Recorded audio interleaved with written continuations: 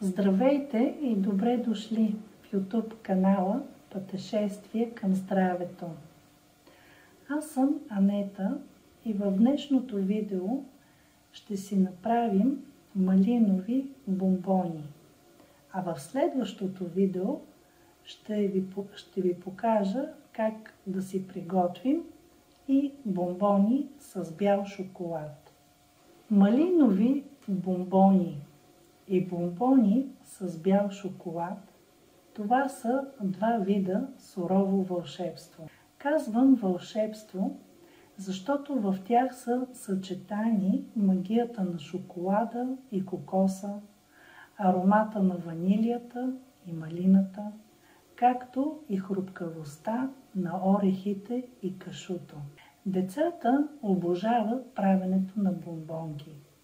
Дъщеря ми Ива показа, че е абсолютен пример за това и ентусиазирано се включи да помага, когато разбра какво съм замислила. Тя на няколко пъти си похапна от готовите лакомства, уж тайничко, като си мислеше, че не я виждам. Като резултат количеството им понамаля, но за моя радост не драстично.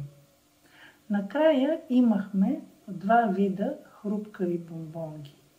Малинови бомбони и бомбони с бял шоколад, които овъргаляхме с ароматни кокосови стърготини. Прочетах ви въведението на статията Малинови бомбони и бомбони с бял шоколад, която можете да намерите в сайта Пътешествие към здравето. Идеята за това видео, както и за следващото, е точно тази статия. Аз, както вече казах, ще разделя статията на две видеа, за да мога по-детайлно и подробно да ви обясня как се приготвя всеки вид бомбони. Ако информацията, която споделям в това видео, ви е интересна, абонирайте се, за да получавате и бъдещи видеа, които ще качвам в канала.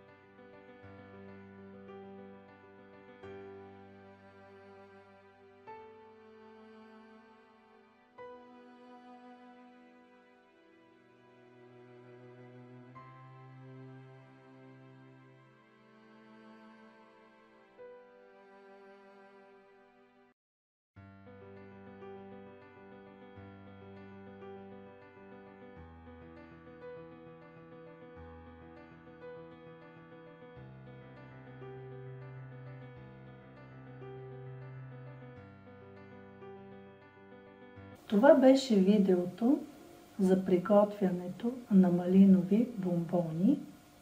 В следващото видео очаквайте приготвяне на бомбони с бял шоколад.